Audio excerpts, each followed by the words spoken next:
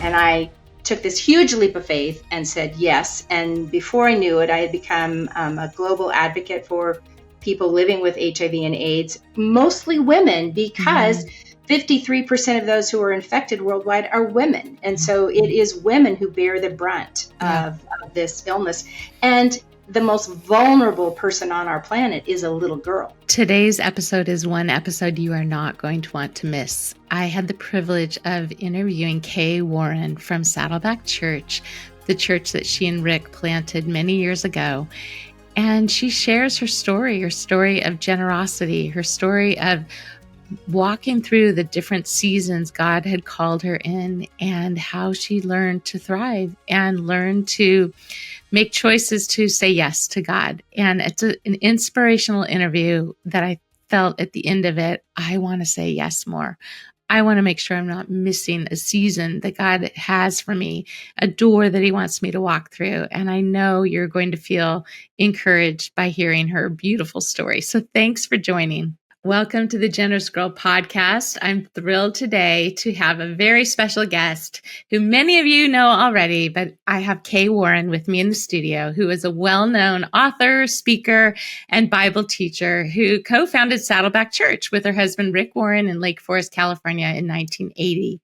And after the loss of her son, Matthew, who lived with serious mental illness for most of his life, Kay has founded a number of initiatives, and one of them being Saddleback's Hope for Mental Health initiative, Breathe, which includes events like respite retreats, and her latest endeavor was forming the nonprofit called Hope for Brighter Tomorrows.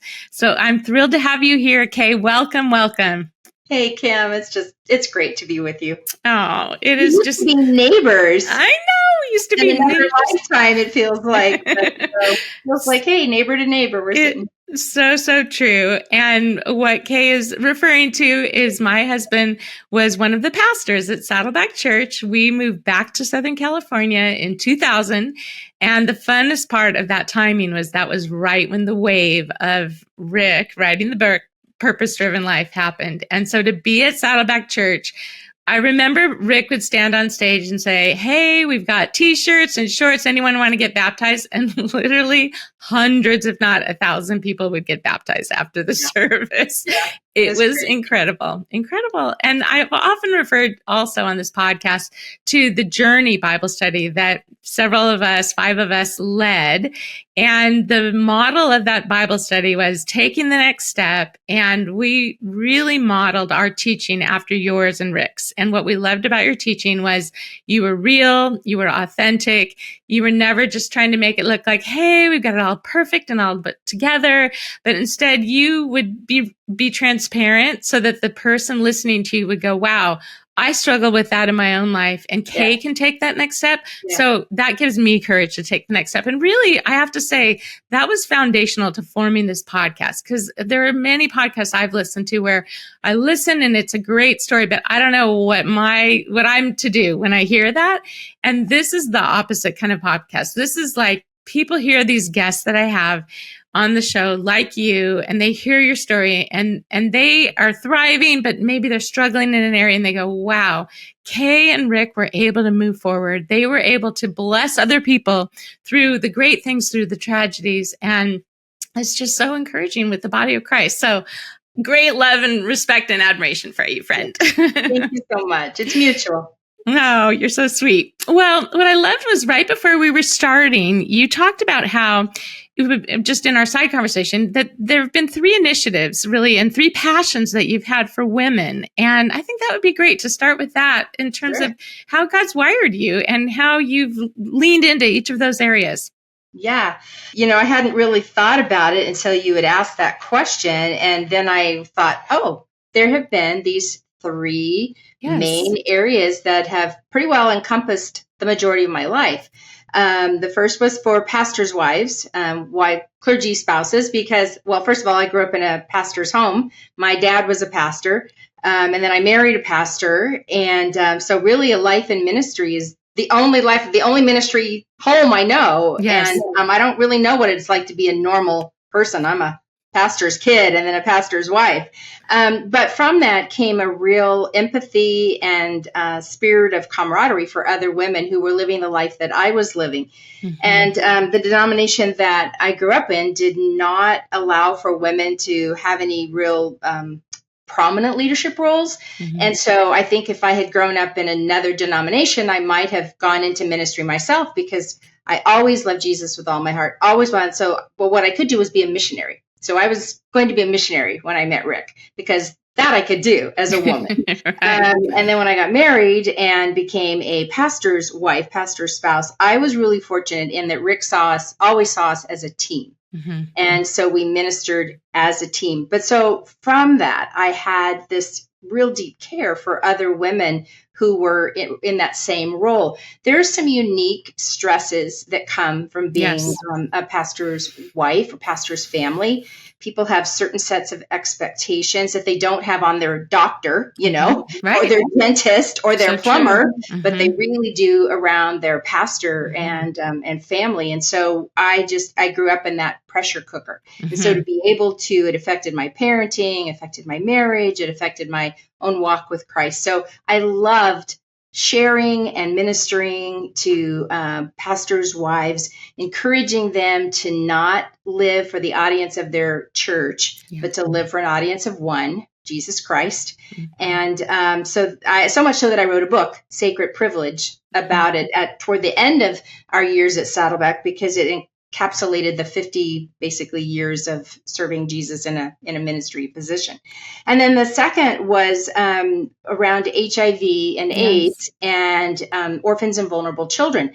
That one had nothing to do with my lived experience. It had everything to do with just an encounter with God one day in my living room, picking up a news magazine and seeing a cover story on AIDS in Africa. And that was like in 2002, before they had the life-saving drugs that they do now. And it was a crisis it was a pandemic that was killing millions of people and leaving millions of orphans and vulnerable children behind. And God just it's like he reached out of that magazine and grabbed my heart and my attention.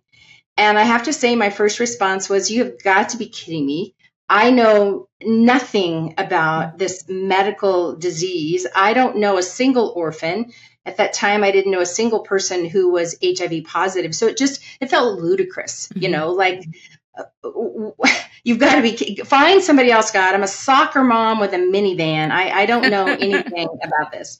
And yet it also was one of those moments in my faith walk in which I was just brought into this place of, I'm either going to say yes to God or no to God. It was that stark. Wow. And I couldn't visualize me actually just flat out saying no. Mm-hmm. No, I'm going to ignore what you just showed me in this call. I'm going to walk away from that, keep doing what I'm doing. It's good. I'm living I'm doing good things here. So it's not like I'm, off the rails somewhere, but it just became really clear it was going to be a yes or a no. And I took this huge leap of faith and said yes. And before I knew it, I had become a global advocate for people living with HIV and AIDS, mostly women, because 53% of those who are infected worldwide are women. And so it is women who bear the brunt of this illness.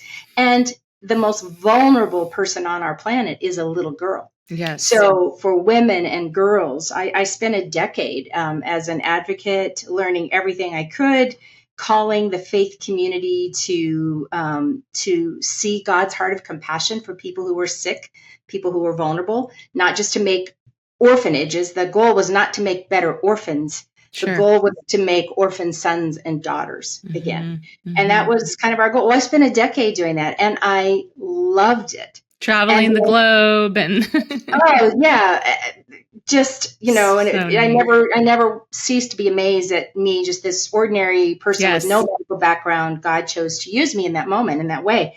And then life changed again and changed what I was doing. So it had been, pastors' wives, and then God called me to, HIV and AIDS and orphans and vulnerable children. And then our youngest son, as you alluded to, died by suicide in 2013 after he was 27 and he had spent 20 years with serious mental illness. He was diagnosed when he was just a little boy with clinical depression, and it was horrible. And he lived and he suffered so much in his 20 years with mental illness. And after he took his life, I mean, one of the things I remember so clearly was standing in his front yard waiting for the police to confirm what we felt pretty sure had happened. And the awareness of, oh, my life just radically changed.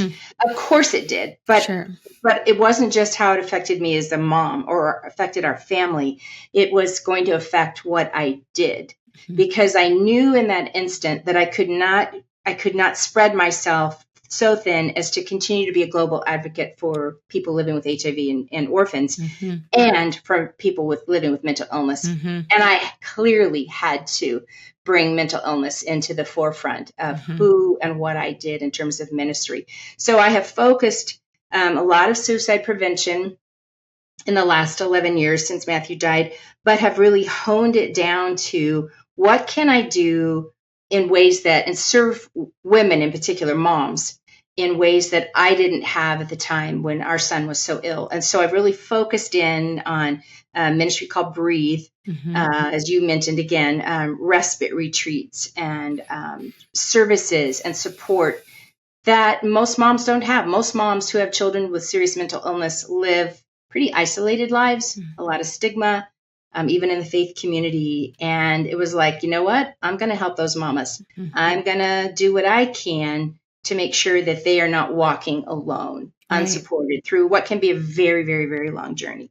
So the three passions have, in some ways dovetailed. I've taken what I've learned in each of those seasons of ministry and outreach, and all the things I learned in HIV, believe it or not, and how to involve the faith community, transfer over, into the next, into how can the church, how can the faith community really step in and help meet needs. So those are my passions.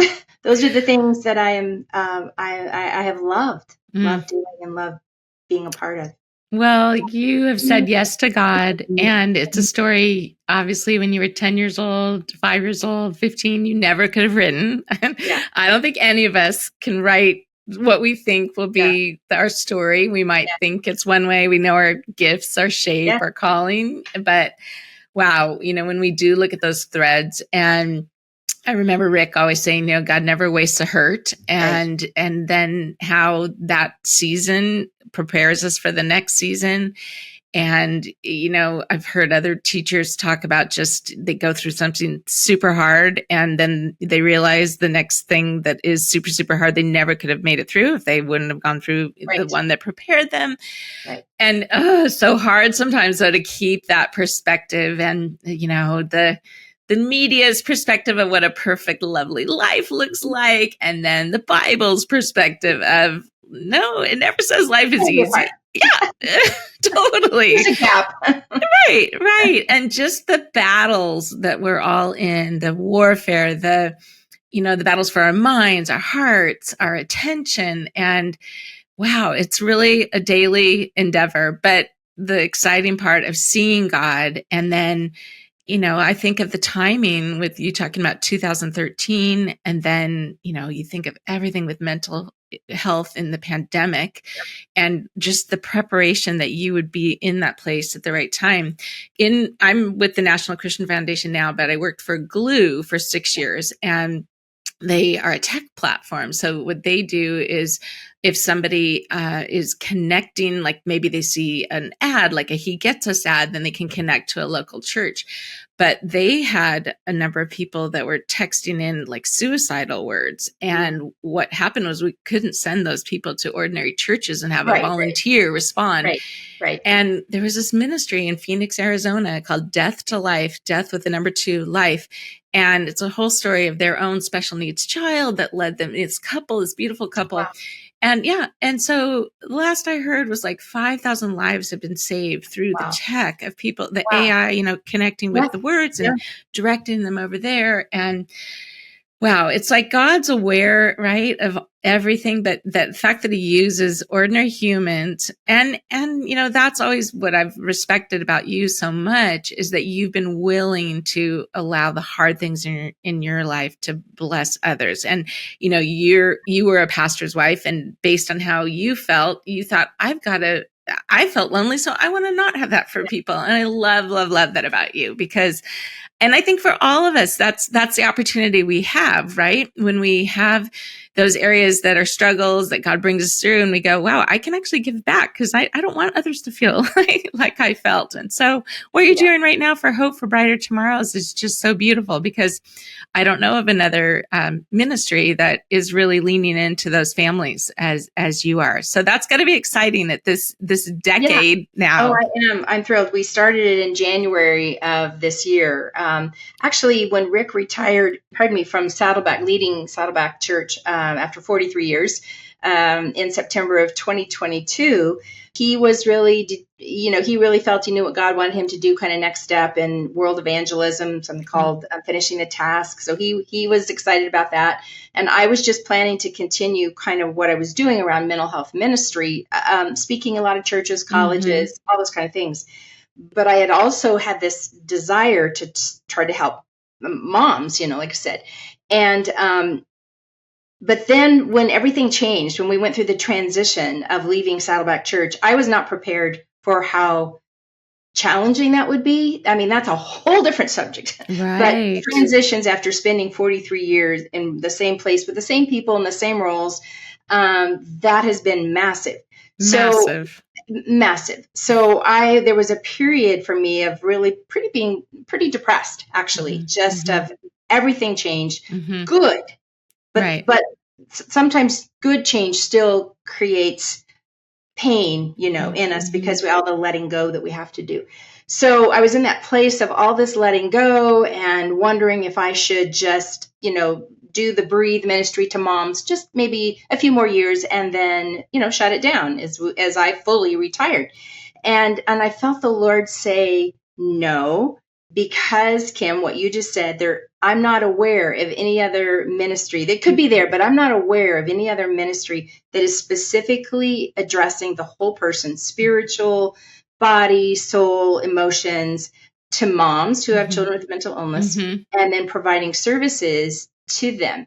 And the need is only going to get bigger. It's not like all of a sudden people's mental health is going to just suddenly be great, and these women are not going to be in these positions. No, the need is only going to get greater, as it did through the pandemic. And I felt the Lord say, okay, so to have that ministry continue, you're going to have to do it in a different way. You're going to need to invite other people in to share that burden and to share that outreach. And so began this Christian foundation, Hope for Brighter Tomorrows, with the goal of it outlasting me. So rather than shutting down in 2 years, it's no, I want this to go on long after I've retired. Your legacy. And with Jesus, And then your beautiful director, Kelly Rosati, and her own story and how you guys are connected. And our president. Yeah, she's our president. That was a change. I'm no longer the president. I'm the founder, but I'm not the president, because I don't like president things. I don't want to do the HR and the budget and the hiring and the firing and the legalities. No, let me do the speaking and creating, and And so Kelly has come in and is our president with her own 4 children with serious mental illness. Yes, exactly. And so she's perfect for this role. We're a really good team. Yeah. Wow. Well, again, I love your perspective. You could have easily finished Saddleback in 2022, moved to Hawaii, sat on a beach, in a hammock with Rick. Like Mission Viejo. Like Mission Viejo, and called it a day. But no, I mean, you realize and you live that, life it's a gift. We don't know how many days we have, and each day is, so you're strategic with it, and you multiply what you have, your resources for the kingdom. And it's just so beautiful. I want to ask you, as you were talking, I just feel like you're so grounded in who you are and your callings, your gifts, and what you're leaning into. So what would you say to the listener who doesn't feel as grounded. Like she doesn't know where she is. Maybe, she's in the middle of raising kids. Maybe she's just this new empty nester, but like any resources that really have helped you or any courses or anything you might recommend so that that woman can do exactly what you're doing and just claim the territory that God's given her and really change the world. Hadn't thought about that per se, but I'm thinking of the things that have helped me on that path through. Definitely had the years of a stay-at-home mom, and love that. Full-time volunteer at Saddleback, but stay-at-home mom, and never foresaw, some of these other things at all. And I used to have these moments where I genuinely say, when is it going to be my turn? Mm-hmm. When is it my turn? Mm-hmm. Rick has these amazing opportunities. Right. He gets part of this. He gets invited to this. I have gifts too. I'm making peanut butter and jelly sandwiches. And for me, just to shorten that story, after a period of actual jealousy, of some of the opportunities that Rick was getting that I was not, and feeling a little bit left behind in that, not from him, mm-hmm. but from other, just other people who had ability to recognize me and didn't. Right. I remember having, another encounter, one of those spiritual moments where I felt that I had a yes that I needed to say. And it was, God, whether you open the doors for me to do some other things that I would find significant. If I ever get the chance to write a book, if I ever get the chance to be a leader in some sphere, whether that happens or doesn't happen, maybe what you have for me is to raise these 3 children in such a way that they are the ones who actually have some of the opportunities. And if that's where I am, then my yes is a yes to you, and I will do it wholeheartedly with all that I have and leave my future to you. I will control what I can control. Sure. And leave the uncontrollables to you. And that became a principle for me throughout life of in every area. Control the controllables, meaning there are some things absolutely within my control. And there are so many things outside of my control, including the life circumstances that come my way that are going to alter things that I can't foresee and I don't know. And I can either be anxious about those, which I have spent my fair share of time being anxious about those things, but it's not productive and it doesn't do me much good. So it comes back to this place of, God, I will do what I can. I will prepare. Okay, so right now I'm not having opportunities to be out there or recognized or given these things, but I'm going to prepare. I'm going to prepare the person that I am, who I am, the kind of person I am. What is my character? What's the content of my heart? Those are things that are definitely within my control. Right. I can learn about myself. I can learn my spiritual gifts. I can learn my Enneagram number, which I think is such a great insight. Yes, me too. What is your number? I'm a 1. Oh, you're a 1. Okay, I'm a 3. Yep. No, Rick's the 3 in our family. I am very much always about the wanting it to be right and do things the right way. And, much to sometimes my family's great dismay. But I'm learning. But just some of those things of preparation, because we don't know when God will open a door. Right. And if he opens a door and then all of a sudden we're like going, oh, I'm not ready, then we might miss some of those moments. But we have it within our control to go deep into God, go deep into his word, let him mold my character, do the emotional healing that I need to do in the broken places, because we all have broken places. And it's my responsibility. I may not have caused them, but it is my responsibility to seek healing and growth in those places. So it's like, do all of that. That's good, Kay. And then wait. And if God brings an opportunity, then don't let your fear stop you. Take that small chance. Take that small, even if it feels like, oh gosh, this is way over my head. And let God unfold it. We're always trying to, as my daughter says, make a plan for ourselves. And there is some value in that. I'm not, it's so like so many things, there's 2 sides to the coin, but one of the sides of the coin that we don't like to acknowledge is that we often feel like that we have to have the plan, that we must have it all planned out. When you look at scripture, there are just so many places it says, God will direct our steps. God will cause this to happen. God will cause that, or shut this door or open that door. And we need to find that place of being prepared and waiting for him to open those doors, and then being ready and willing to jump when he says go. No, I love that. That is definitely, a heart of surrender, where you're not fighting in that waiting room, but you're saying, okay, I'm in the waiting room. How can I maximize this time here in the waiting room and become the most healthy, best version of myself, who's prepared and ready to take that next step. I heard this person recently speak about, things that are in our control, not in our control. And he said, the things that are in our control, then put them on our to-do list. Just, okay, great. I can take this class. I can learn about this. I can do that. Things that are not in our control, put them over here on the left column for the prayer list. And that's absolutely out of our control, but we can pray through them, and maybe they'll move over, to the other side. But I thought that's wise, like way of just sorting the things that come our way, because honestly, it's a lot of wasted energy and effort when it's way out of our control. And it's not worth our time. But that's really, really good. Okay, let me transition to this whole area of generosity, because one of the stories that I think changed the world is after Rick wrote the book Purpose Driven Life, and it came back that, okay, Rick and Kay paid back Saddleback Church for the salary he had taken all those years. We're living off of 10%, giving away 90%. I would love to hear your perspective on finances, what you've seen God do through generosity. I mean, just kind of how you unpacked your own mindset of being prepared and ready. What is Kay Warren's mindset around generosity? I think that's going to be wonderful to hear.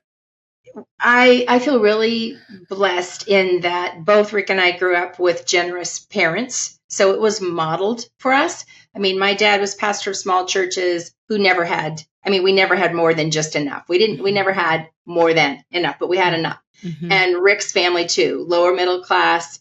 Dad was pastor of small churches, but we just grew up with parents who modeled that spirit of giving and tithing. Mm-hmm. And beyond. Everything that we owned belonged to God. So that helped set me up for when this total unexpected windfall of affluence and influence came our way with, as you said, the publication of The Purpose Driven Life in 2002.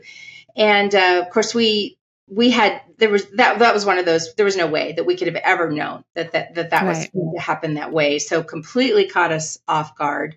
As Rick has told so many times, again, there are these decision points. God is always bringing us to these moments of decision where we are faced with, am I going to go what I think to be God's way, or am I going to go my way? Am I going to say yes, or am I going to say no? That is our daily, 1,000 times a day encounters with God. And here was one of those moments of, what are we going to do with all of this? It's way more than we can use ourselves. So what are we going to do? So we, as you said, we designated 90% of our income for charitable causes and kingdom causes, and then we live on 10% because we felt that it wasn't really for us, that we were supposed to be conduits of generosity to other people, that God had given us so much.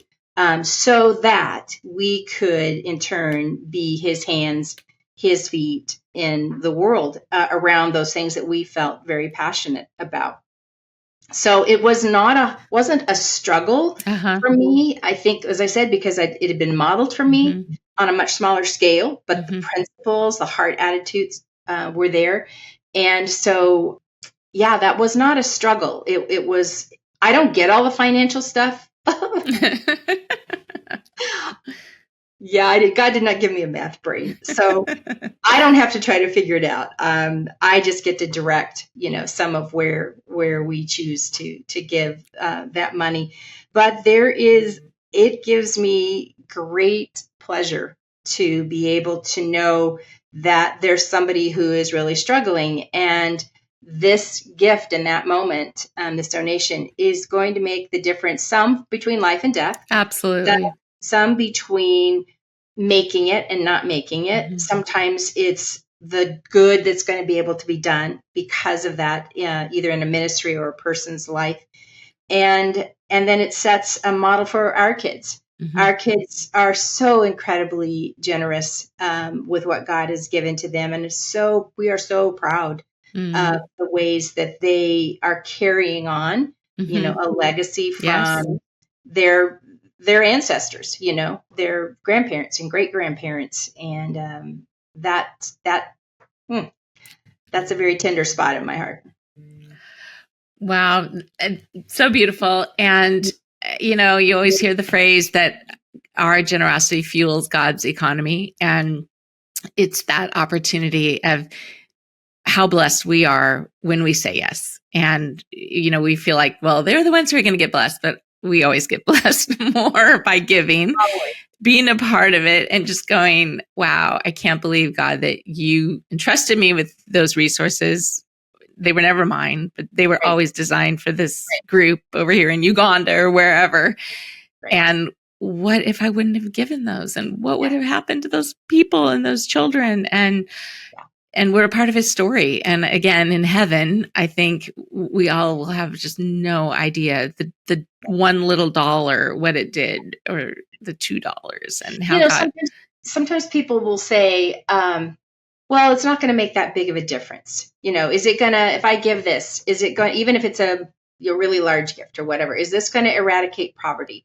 Or is this going to make that person on the street corner, because it is one of my practices to give. I don't give cash very often, but I, unless I'm out of gift cards, and this is just my own personal philosophy. Sure. Everybody else has to adopt this, but my brother in the past was on the street as a heroin addict, homeless and living in his car. And I always prayed for the kindness of strangers, for my brother. My son, Matthew, would have been on the street had we not had the financial ability to keep him housed.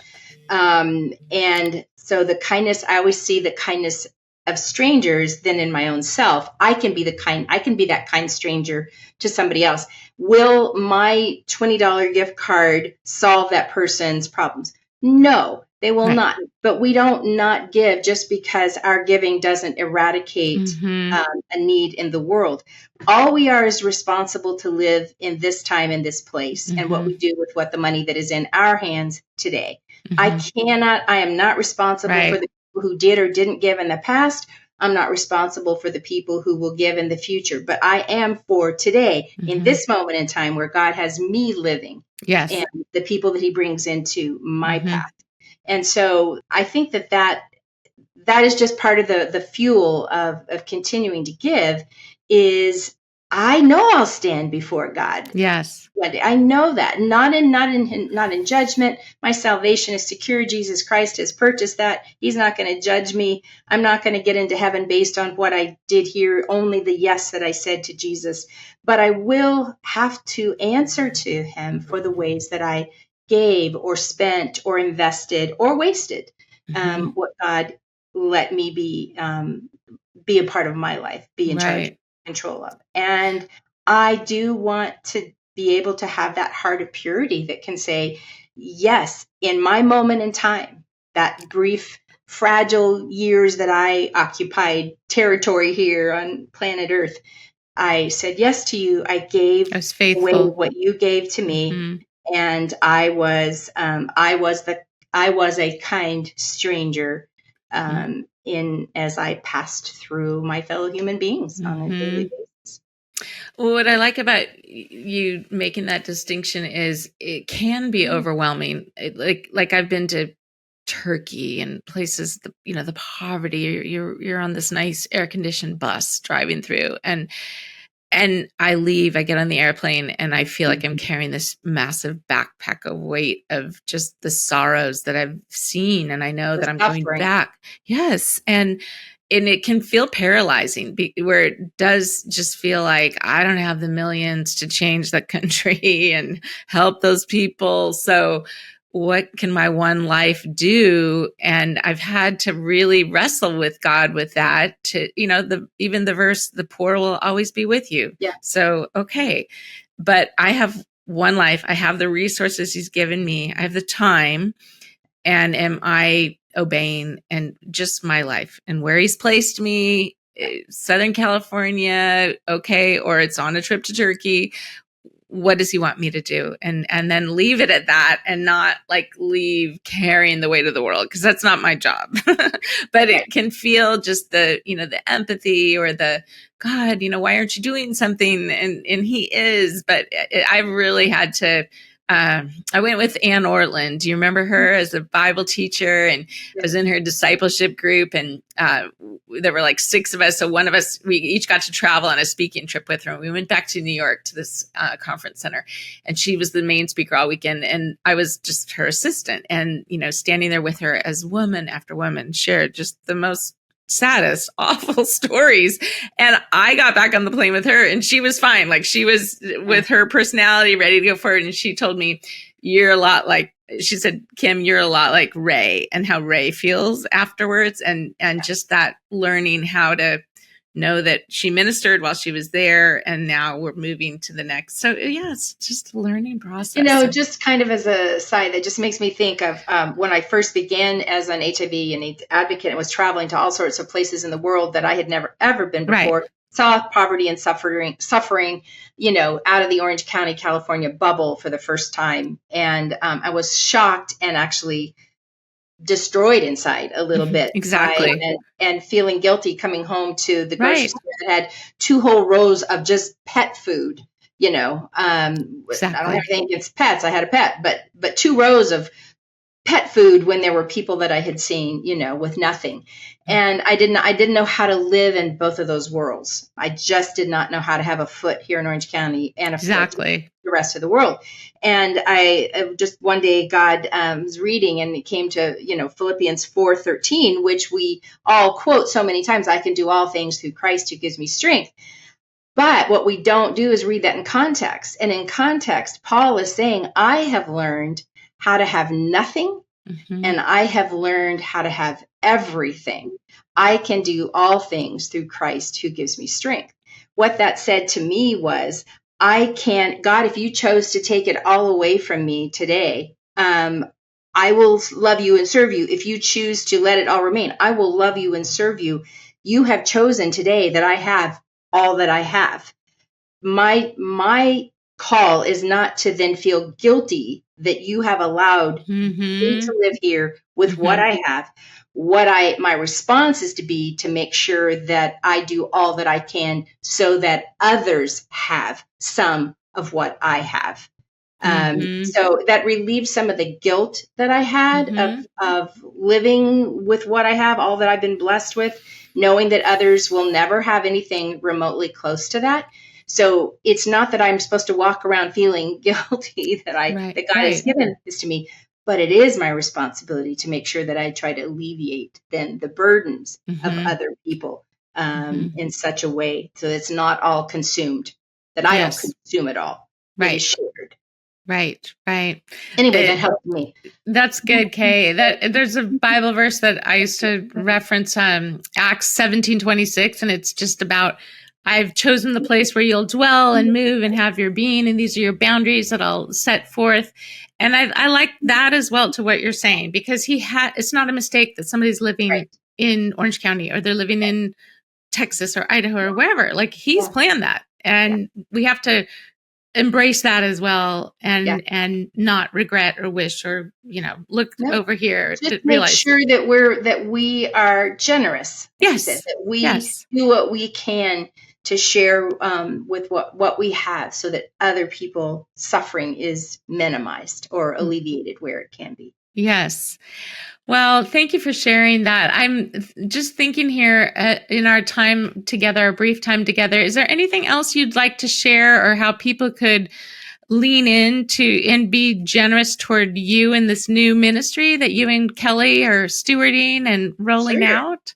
Love to have people donate to Hope for Brighter Tomorrows to make life better, easier, to bring comfort and support to a mom who is living with a child who may have very serious mental illness, who, unless God does a miracle, is not going to be healed in this life. Sometimes people who with serious mental illness are homeless. They are on the street. They are in jail. They are at home because they can't function in normal life, but think there are parents who are the primary caregivers and loving that person through. I've had moms at our retreat in their 80s. Their child is 50. And they've been living in this very painful place. And you know what? Our society is not very forgiving or kind to people with serious mental illness. So to be able to support a mom to get a respite retreat, to have the opportunity to join with other women in her area for these local chapters. Yes, I would love to have people feel that compassion through their churches, encourage their churches to care and be supportive places, and support the ministries of local churches that also minister to moms, but also to Hope for Brighter Tomorrows, which also pays for treatment for some folks who are not able to pay their own medical care. It's amazing how much mental health care costs, and insurance does not fully reimburse it the way legally it's supposed to, but they don't. They find ways around it.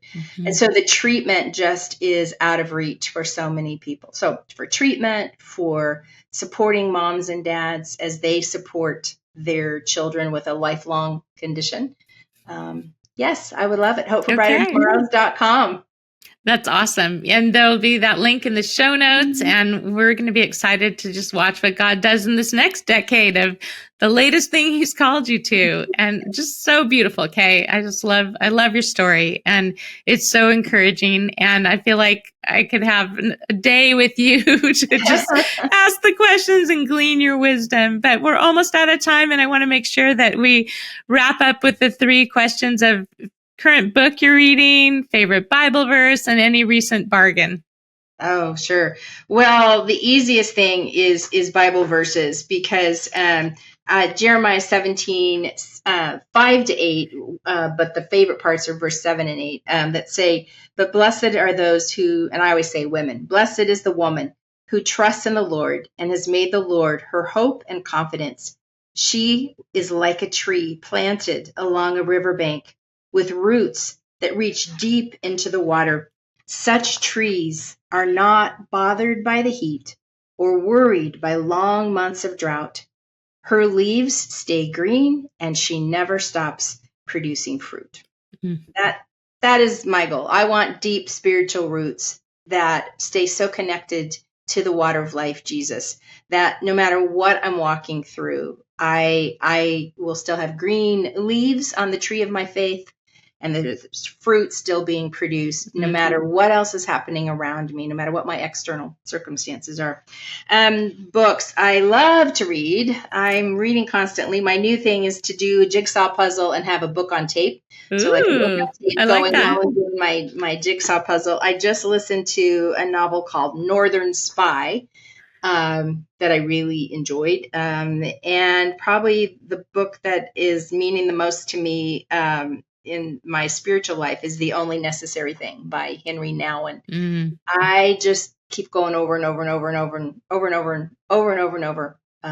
That little book, it's just got wisdom on forgiveness, on community, on prayer, on solitude, creating. He just talks, I'm a bit of a mystic. And so I love the idea of I might not live a monastic life with my own little cell where I get to, but I can create a cell. My own soul can be a cell where I and God have alone and solitude, and I am refreshed in his presence. My go-to bargain. Okay. this is where I am an anomaly as a woman, and sometimes I always think somebody's going to revoke my woman card because I don't like to shop. I hate to shop. Actually, you'd be surprised. I have a number of guests who are like, I don't know. I don't have a bargain. I kept racking my brain. Surely there's something. And what I came to is Rick is our bargain. Rick is the bargain shopper in our family. He will go to Smart and Final and come home with bags of stuff, all of it on sale. And say, look, this was 10 for $10. And I'm going, but we didn't need one, let alone 10 of those. So he could give you endless lists. That's great. Go do bargains. I got nothing. Or your sister-in-law, Shondell, the queen. My sister-in-law, Shondell, the queen. Yeah. I got nothing to offer there. Oh, well, you have many other things that you offer. And one picture I had when you were talking about bearing fruit was it almost felt to me like, the one season of being a mom, like you were all these bushels of apples, and then he moves you into the HIV and it's bags of oranges, and then it's lemons and it's limes, and it's like this whole just harvest of fruit from all the fruit that you've borne through the very season. So thank you for sharing your wisdom, for your faithfulness. And I would just love for you to close in prayer and just pray for the woman listening to your story and to hear, like, what does God want her to do? And what bushel of fruit does he want to produce in her life? Lord, I do pray for the women who are listening. Each one is beloved by you. Each one is your beloved girl, your beloved daughter. I pray for any who might be struggling. If the season of life that they're in, Lord, has them not feeling like they're able to do as much as they would like to or give as much as they would like to, finding others getting opportunities that they don't have. And that can just lead to some discouragement and feeling left out, and that you have something great for other people, but not for them.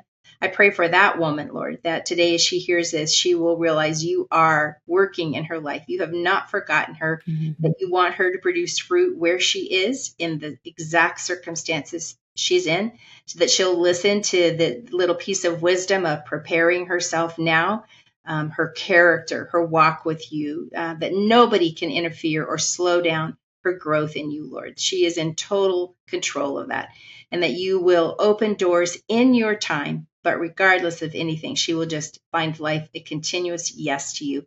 And for the woman, Lord, who's in a different season, who is very, very active in philanthropy or service or work and business or all those different places, ministry that we find ourselves, they might be weary in a different way, Lord, because the demands are hard and strong and divided in a million different ways.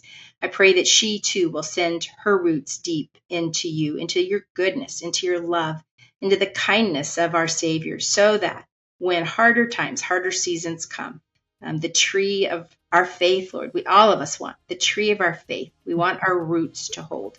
So may we take that responsibility to send our spiritual roots deep into you and let you grow us and develop us. Mostly, Lord, we want our lives to be one long, continuous yes to you, believing that you have had such mercy and grace over us. And we just want to be conduits of that back to other people. And I pray the blessing. Thank you for Kim. Thank you for her heart, her willingness to open all these conversations so that we can grow. And I pray this in Jesus' name. Amen. Amen. Well, God bless you, Kay. I'm going to follow your next journey in this nonprofit that you're launching. And thank you again for your time. Thanks so much. We love you. Bye. You too. Thanks so much for joining us today on the Generous Girl podcast. We're so glad that you're here. And if you know of someone that you think needs to be a guest on this podcast, please reach out to us.